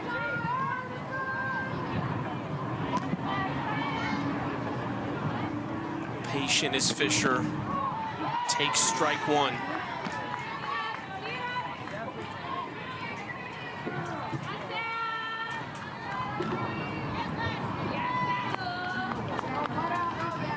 Three-run shot back in the first, still the deciding runs in this game, and swings through that pitch that looked very similar to the last one.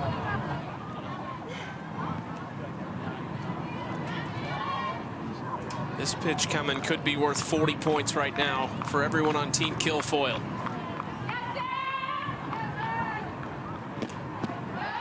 Lexi just misses low, full count. If I'm Sam Fisher, I'm expecting that hard drop ball like she just threw 2 pitches ago. I want to be able to not do too much with it, keep my swing a little bit short.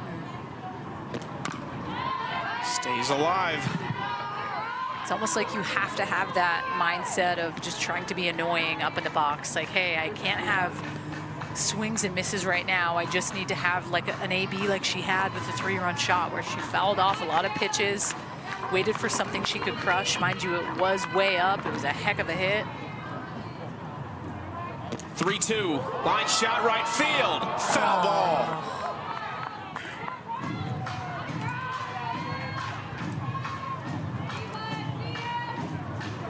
Good chance that would have scored 2.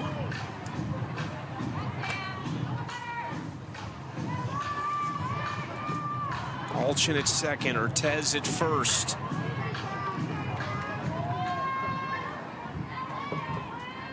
Sam Fisher's played every year of Athletes Unlimited softball here in Rosemont. 3-2, ground ball up the middle. Fisher delivers, and Alchin will score easily from second. Sam Fisher having a day. Next up, the right fielder, number 25, Wiggins. I mean, to me, if this doesn't seal MVP, I don't know what does. With that 3-run shot, 40 inning points on the line, she's able to step up and hit that big time insurance run to keep that going. So good. She battled Lexi Kilfoyle. She was able to get a pitch she didn't do too much with. Just hits it right back up the middle. That's a vet at bat. Yeah, how many team points has she saved or earned on her own? I mean, if they go on to win this game and don't lose the 6th or 7th inning, Sam Fisher's basically giving you everything. Megan Wiggins has a chance to, in some ways, put this to bed. Already up 3 with 2 innings to go. A couple more out there. This has all happened with 2 outs. Kilfoyle got back-to-back ground balls to start the inning. Palacios reaches on an error, and then a walk and the RBI single from Fisher. Wiggins 0 for 2. Fights off the 0-2 pitch.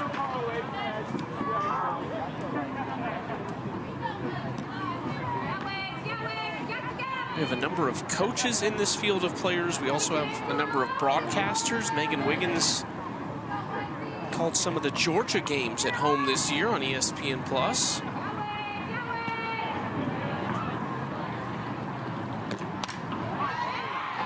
Another foul ball. She is one that stays really busy in the offseason, has her own antique business, has worked as a part of a remodeling team, has coached.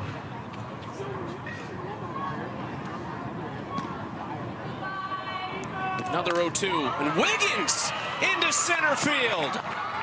She'll bring another run home. How about the veteran at bats?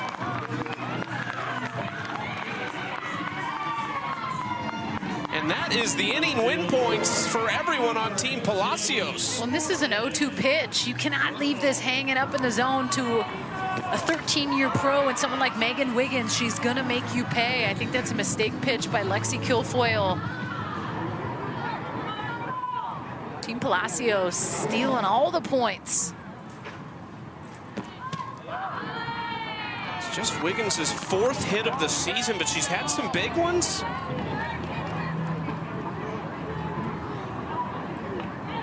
Showing she still has plenty left in the tank.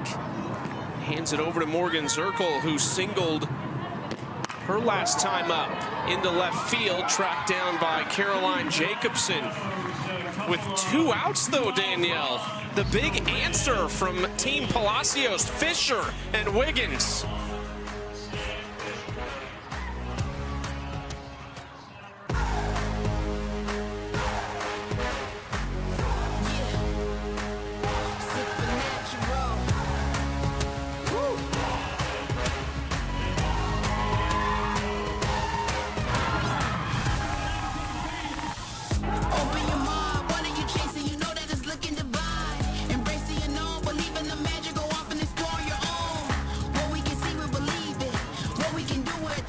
The dog days of summer at the park here in Rosemont. And it's just a fun day for us because we're both dog people, so this is our favorite day.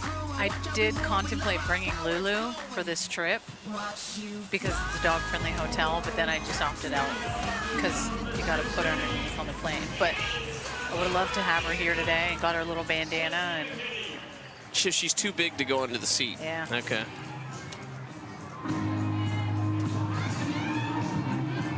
And she's not trained enough to try to put the, you know, Amazon service vest on to try to get her to get on the plane. It doesn't work that way.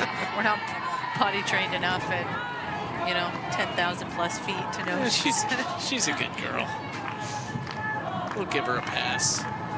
They totally would, but 2 innings to play. McKinney, McQuillan with a bare hand. No time to get Sydney McKinney, who is now bunted her way on twice.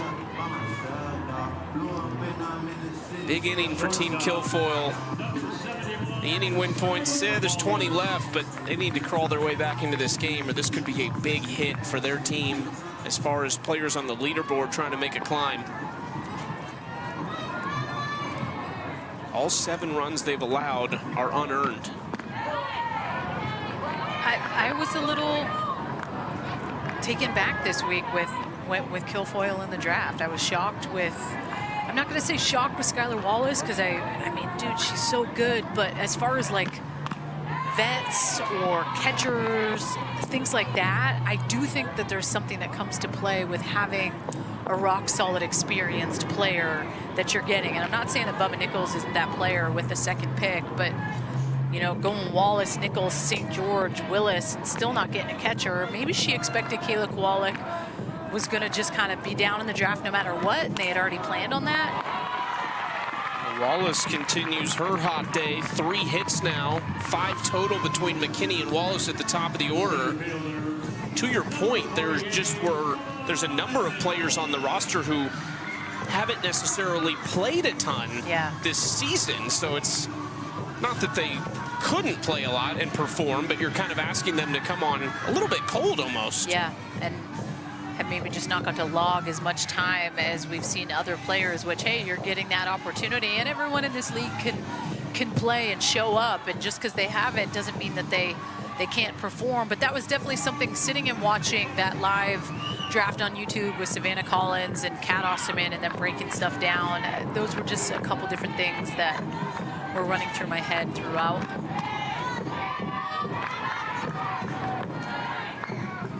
The number 1 weapon Lexi Kilfoyle has is herself at her disposal, and we'll see now, depending on the result of this game, is she really aggressive tomorrow and Sunday? Does she maybe start herself back-to-back days? We'll see. Have to. You need points.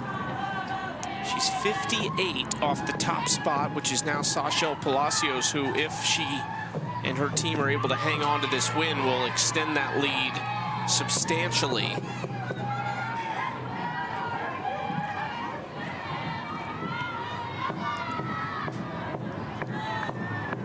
The Wildcat duo has been good for Sashel in the circle. Alyssa Denham gave up 2 runs early, but settled in right away and told us when we talked to her in the chair, hey, it's a long game, you just got to shake that off. And that's exactly how it played out. It played out quickly for them with the 5 runs in the bottom half of the first.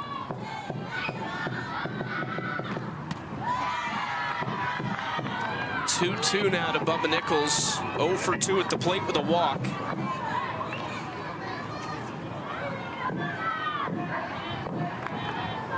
Team Kilfoyle actually has 4 more hits than Team Palacios. This is into center at Aaliyah Andrews.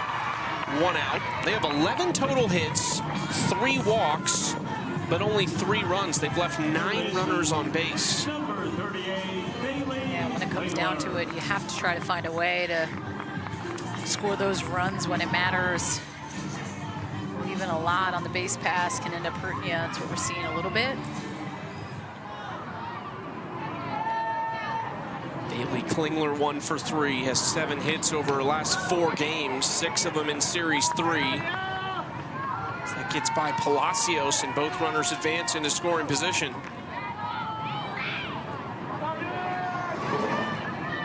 This one gets by Taylor McQuillan.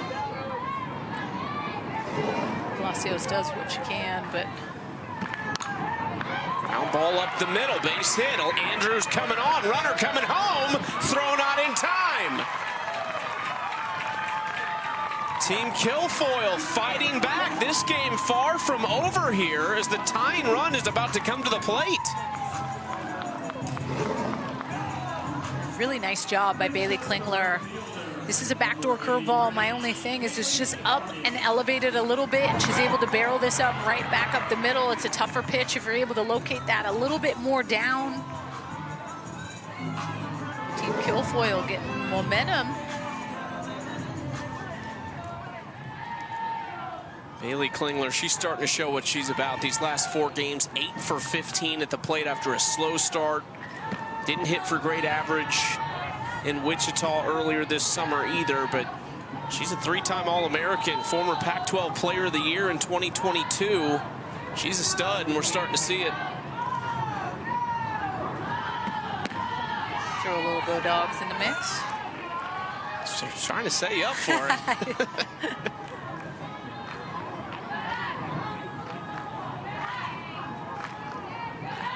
The opposite side of the country, Kaylee Harding from Florida State. Ground ball, chance for 2. Not going to get Harding. 2 outs.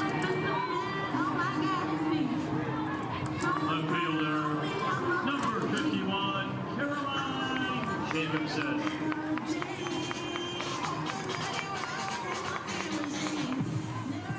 Caroline Jacobson, last chance here in the 6th. They've definitely done their job, though, in this inning, plating 2 to make this a very manageable margin if they weren't to get another run in the inning.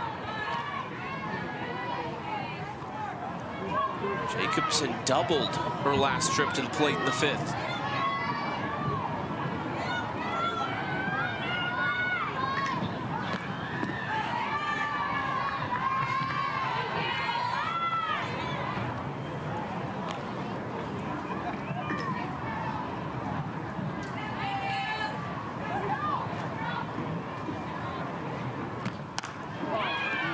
Skied into shallow left. Ortez called off out there in left field by Zirkle. Nice communication from the vets. 2 runs across for Team Kilfoyle, though.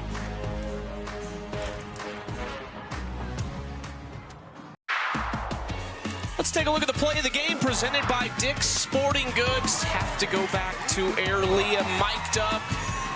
Do we have the official word? It's definitely a catch if that's what it went down as. I mean, no one challenged anything. It looked like, to me, she caught it. The slow-mo. I'm just glad that it wasn't like outwardly where she missed it, because the guilt that I would feel, I'd still be feeling that. She was chatting live with us in game. She said she got a little bit of a slow step because she had her earpiece in, and I'm like, man, I'm just glad she was able to get to that. You're talking to her about chai lattes, man. I know. Hey, I gotta get the scoop.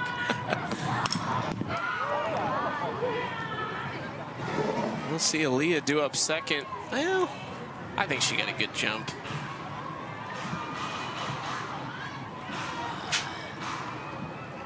Did it touch too much green? I'll never know.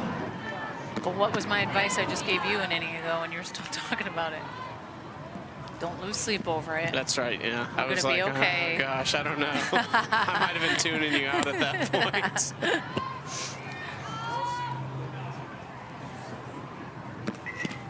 It is not the first catch she's made. It is not the last that she will make in center field. And we have seen a lot of them on this field, fortunately.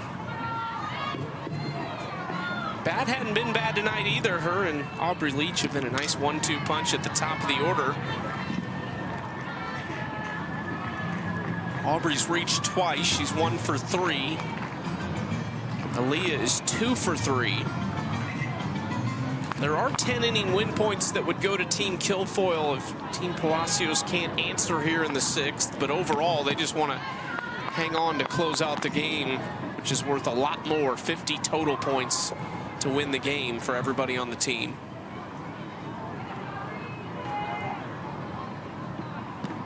Four of the top 5 on the leaderboard are playing in this game right now. Sachel Palacios is number 1. Sachel's best finish prior to this was 22nd, and that was last year at AUX. She finished 47th in the championship season last year. There really is no rhyme or reason or trends to a lot of these players and where they finish. Certainly some. It seems like elite pitchers can have consistency because you can get yourself wins in the circle and help your teams out. But for hitters, it's just so much about you got to be on the right team. Yeah, you have to. There's a lot of stuff that's out of your control, I think, sometimes that you have to battle. Cannot help if you're on a team that wins or loses. And I think all of these athletes really know the importance of, hey, I can only do so well, but if my team is not winning, those are things that don't give me the scoot up the leaderboard that maybe I feel like I should be getting. But then again, I have to go back to when you hear the captain, Seychelle Palacios, talk about that connection piece and the importance. Like, hey, if some of y'all need to fake it till you make it work, because if you go out and you're not wanting to be a part of the team or how the energy or the stuff's rolling, the team's going to suffer because of it. So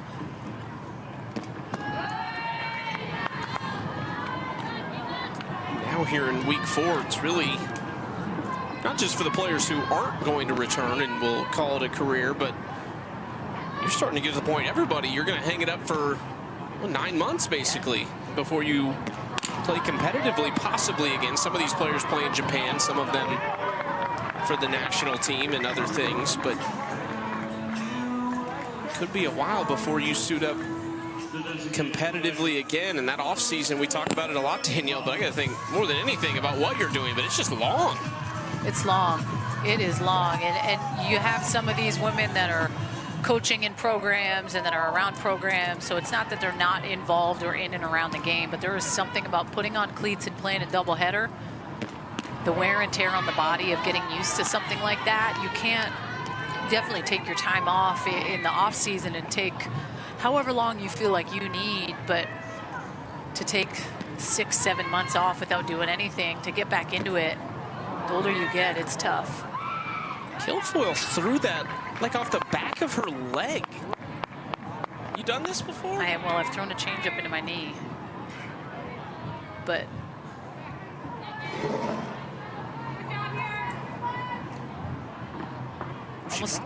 almost looks like she just lost it on. She was going to do that arm circle at the back.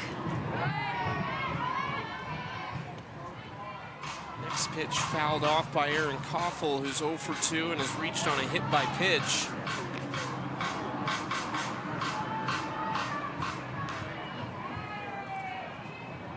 About 80 degrees here in Rosemont now. It was pretty humid earlier when this game started. Another foul ball from Koffel.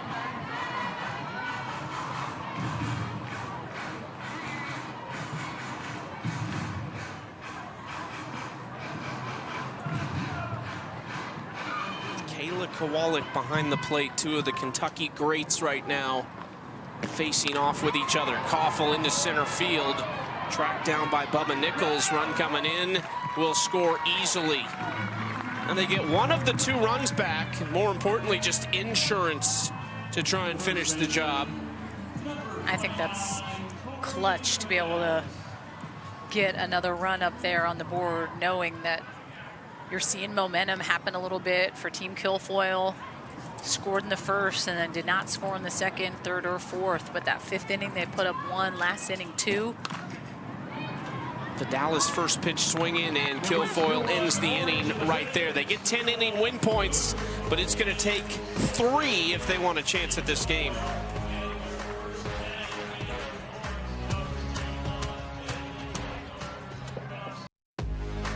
Athletes Unlimited Pro Softball is sponsored by Dick's Sporting Goods. Who will the winning team be this week? Last week it was Team Palacios going 3-0. Tori Vidalis is a part of that team this week, and she is on the field right now for her new pitcher, trying to help out Valerie Cagle close the door. Save situation for the rookie out of Clemson, one of 15 players drafted in the 2024 Athletes Unlimited draft. She played for Team USA, the Japan All-Star Series this summer, so it's been a busy year for Valerie Cagle coming off the college season into the pros. And we're seeing her kind of transition her role a little bit from what you saw at Clemson, where she was that workhorse and was going nonstop. She's someone that we've seen come into games and just really need to execute and get 3 outs. And I think she's just appreciated that role a lot coming in. I mean, kind of went through some things, it seemed like, when she was at Clemson this year, not throwing nearly as much as she had in the past. I mean, she's National Player of the Year in 2023. Help that program at Clemson in its earliest stages really ascend to the national spotlight. They have not yet made it to Oklahoma City, but they have been knocking on the door. It seems like it's only a matter of time. This is ridiculous. That's 2 pitches right back to Cagle. Is it going to happen? Is it going to happen? It can't, though, right? Like, I've talked about this. You're the 3rd batter coming up. You cannot swing first pitch, right? Well, I want to say that you can. It's the unwritten rule, but we'll see. Kayla Kowalik. As Cagle tries to go 3 pitches and it goes outside for ball 1. An